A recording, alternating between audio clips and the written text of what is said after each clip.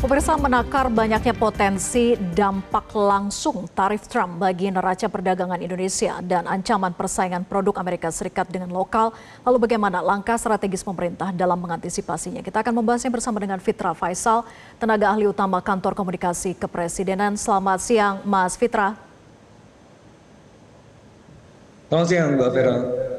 Ya, Mas Fitra, kalau kita lihat secara besaran tarif Indonesia yang dikenakan oleh Trump, yaitu mendapatkan tarif terendah se-Asia gitu ya. Tentu kita apresiasi itu di angka 19%.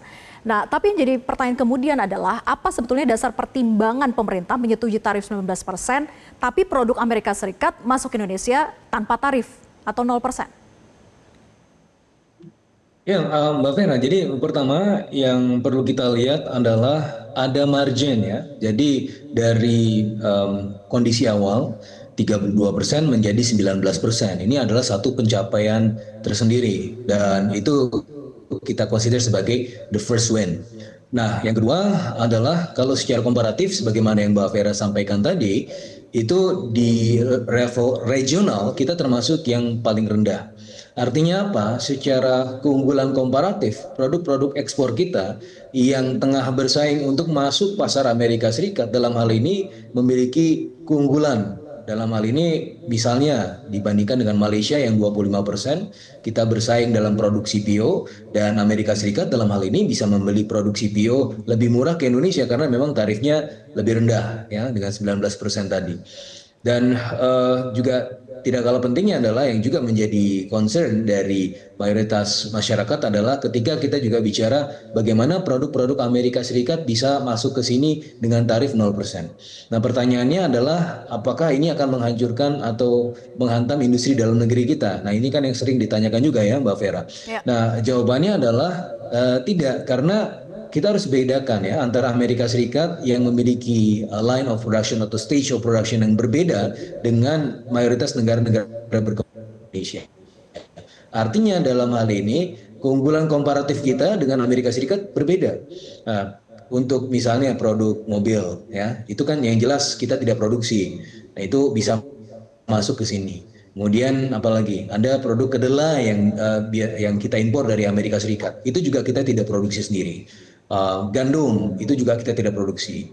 Kapas dan juga ada Boeing yang kita impor dari Amerika Serikat. Itu juga tidak kita produksi sendiri. Dan di sisi yang lain justru dengan misalnya kita bisa membeli kedelai dengan tarif impor yang 0%, artinya untuk produk-produk seperti misalnya tempe yang kita konsumsi sehari-hari, harganya bisa jadi lebih murah karena ya tidak ada tarif. Kemudian gandum, berarti kita bisa konsumsi roti dengan harga yang lebih murah, bisa konsumsi produk-produk mie dengan harga yang lebih murah, dan juga dari beban operasi di Boeing, Pak Presiden ingin menyelamatkan dan juga ingin meningkatkan harkat dan martabat Garuda dengan melakukan permajaan pesawat. Ini juga mendapatkan ongkos yang lebih murah gitu, dan all in all kita melihat ini adalah tiga hal yang harusnya sangat positif untuk Indonesia, Mbak Vera. Ya, Mas Fitra, kalau tadi produk-produk yang Anda sebutkan itu memang kita tahu kita lebih unggul gitu ya dan menguntungkan dari sisi kita. Tapi kan yang disampaikan oleh Trump, diklaim oleh Trump, itu adalah semua akses dibuka seluas-luasnya, selebar-lebarnya untuk mereka masuk ke kita dan dengan tarif 0%. Artinya tidak semua produk kita bisa unggul, tidak semua produk kita bisa diuntungkan, tapi juga akan potensi banyak produk yang mana produk lokal kita akan kalah atau merugikan kita. Ya, jadi kembali lagi kan kita harus membandingkannya ya. Jadi Amerika Serikat sendiri sebagai negara maju, developed countries, berbeda dengan Indonesia, negara berkembang. Stage productionnya berbeda, Mbak Vera. Dalam hal ini produk-produk di Amerika Serikat memang secara relatif lebih mahal dan tidak kemudian berkompetisi secara langsung dengan produk-produk di Indonesia. Ya, sehingga kalau misalnya Trump memang membahasakannya bisa masuk, tapi kan juga dibandingkan dengan purchasing power ya dari masyarakat Indonesia, sehingga pada hal ini tidak terlalu mengganggu atau tidak terlalu menghambat ya industri dalam negeri, karena industri kita tidak bisa produksi mayoritas yang diproduksi oleh Amerika Serikat. Nah, ini menjadi salah satu keunggulan kita juga, Mbak Vera. Dan dari sisi simulasinya, kalau kita melihat bagaimana potensi penurunan tarif yang dari 32% ke 19% ini bisa memacu pertumbuhan ekonomi kita hingga 0,5%. Kenapa? Karena ada potensi trade diversion. Ya, yang mana yang tadi saya sampaikan secara komparatif kita membandingkannya dengan negara-negara lain di ASEAN member countries, yang mana ASEAN member countries kita mendapatkan tarif yang lebih murah dibandingkan dengan Vietnam misalnya, dengan Malaysia. Begitu juga dengan penciptaan tenaga kerja. Nah, kita bisa melihat bagaimana tren penciptaan tenaga kerja bisa meningkat juga dengan potensi penurunan tarif tersebut. Sehingga hal-hal yang tadinya menjadi satu concern ya buat Indonesia menjadi relatif lebih minimal ya, dimitigasi dengan baik. Dan dalam hal ini Pak Presiden sudah menyampaikan ya dalam doorstop yang kemarin di Halim Perdana Kusuma bahwa memang kita melihat Presiden memang sangat fokus sekali untuk kemudian memperhatikan industri dalam negeri, memperhatikan kepentingan masyarakat, sehingga semuanya sudah dihitung dan semuanya adalah untuk keuntungan masyarakat Indonesia juga. Tetapi yang jelas Mbak Vera, ketika kita melihat yang level tarif 19% ini, meskipun ini merupakan skenario ideal buat kita di saat ini, tetapi tidak menutup kemungkinan melihat dari dinamika-dinamika terkini dalam 3 bulan ke depan misalnya, yang memang sudah ada jadwal tentatif bahwa ada pertemuan in person antara Presiden Amerika Serikat dengan Presiden Prabowo, ini juga bisa akan menghadirkan satu konsekuensi yang jauh lebih positif. Dan kami melihat bahwa ke depan ini bukan lagi bicara mengenai tariff war. Kita bicara bagaimana ke depan ini menjadi race to the bottom.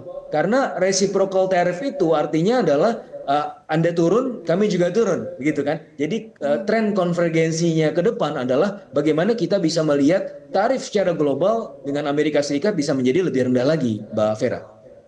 Iya, Mas Fitra, yang menjadi kekhawatiran sekarang ini gitu ya, reaksi publik itu kan adalah bagaimana sebetulnya strategi pemerintah untuk bisa melindungi industri lokal dari potensi masuknya produk-produk Amerika Serikat yang lebih kompetitif. Karena akses pasarnya tadi yang dibuka selebar-lebar, apa kemudian langkah pemerintah? Karena walaupun disampaikan sudah sangat diperhitungkan gitu. Ya sekali lagi Mbak Vera, tidak ada yang perlu ditakutkan karena memang produknya berbeda Mbak Vera ya.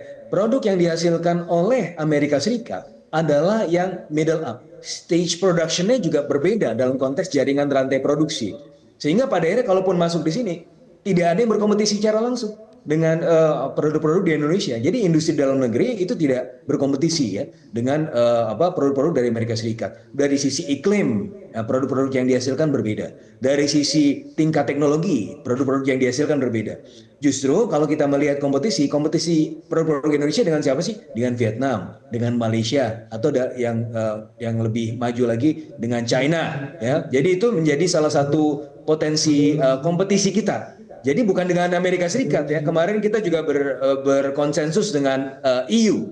Dengan EU pun juga bukan hal yang berkompetisi dengan kita. Sehingga antara Amerika Serikat dengan EU itu kondisinya adalah lebih banyak ya hal-hal yang sifatnya saling melengkapi ya, bukan saling berkompetisi begitu Mbak Vera. Ya. Mas Fitra, sejauh mana kemudian pembelian energi, kemudian pertanian, dan juga pesawat Boeing 777 yang dijanjikan ada 50 unit gitu ya dari Amerika Serikat itu akan memberikan manfaat langsung bagi pertumbuhan ekonomi kita. Dan bentuk janji ini harus ditepati tenggat waktunya itu sampai kapan? Yang jelas ini masih dalam tahap diskusi lagi karena detailnya pasti akan sangat menyusul ya ke depan ya. Tapi yang jelas begini Mbak Vera, kalau dalam konteks tarif resiprokal itu cara menghitungnya seperti apa sih? Pertama kita melihat trade deficit dari US ke negara-negara tertentu, misalnya untuk kasus Indonesia. Trade deficit untuk US ke Indonesia berapa sih? 18 billion US dollar dibagi dengan importnya 28 billion US dollar. Itu dasar pembagi dari tarif resiprokal. Jadi 18 dibagi 28 itu 0,64, jadi 64% tarif. Nah, itu dibagi kemudian didiskon lagi ya menjadi 32%. Itu dasar tarif resiprokal. Sehingga untuk mengurangi tarif, maka kita harus mengurangi defisit. Nah, itu yang kita lakukan ya, pemberian konsesi. Nah, bagaimana apa secepat apa? Yang jelas ketika kita mengajukan proposal Mbak Vera ya, entah itu pembelian Boeing atau pembelian dari produk-produk energi dan juga juga ada produk-produk pertanian ya, sebagai contoh kita akan membeli produk kedelai ya, itu 2,5 billion US dollar, bungkil kedelai itu 1,5 billion US dollar, gandum itu 500 juta dolar, kemudian ada kapas 200 juta dolar yang kesemuanya kita tidak bisa kita produksi sendiri. Kemudian ada gasoline ya, refined petroleum 8 billion US dollar, kemudian produk pesawat 15 billion US dollar, all in all kalau kita satukan semua itu 34 billion US dollar.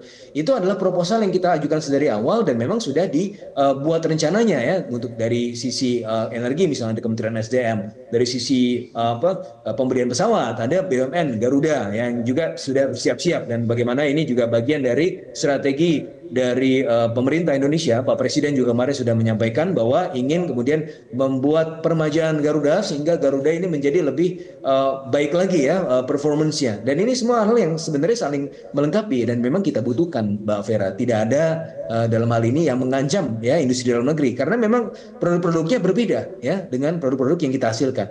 Nah, kalau jadi sebagai perbandingannya, ongkos labor di dalam negeri itu kan lebih murah dibandingkan dengan ongkos labor di Amerika Serikat. Sehingga kalaupun mereka ingin memproduksi hal yang sama dengan di Indonesia, itu mereka sudah sangat mahal sekali COGS-nya. Sehingga tidak bisa dikomparasikan gitu ya. Justru dalam hal ini kita yang mendapatkan keuntungan karena secara komparatif produk-produk kita yang lebih murah bisa masuk ke pasar Amerika Serikat. Baik, singkat saja terakhir Mas Fitra, jadi ada tenggat waktunya atau tidak untuk membeli semua itu dengan sekian miliar dolar? Tidak ada tenggat waktu, yang jelas semua sudah dikoordinasikan dengan baik. Memang kalau dalam konteks tenggat waktu itu ya kita bicara sampai tanggal 1 Agustus bernegosiasi. Tapi dalam konteks nanti kapannya itu tergantung kesiapan dan juga detailing dari masing-masing kementerian dan juga BUMN dan juga instansi-instansi terkait. Begitu Mbak Vera.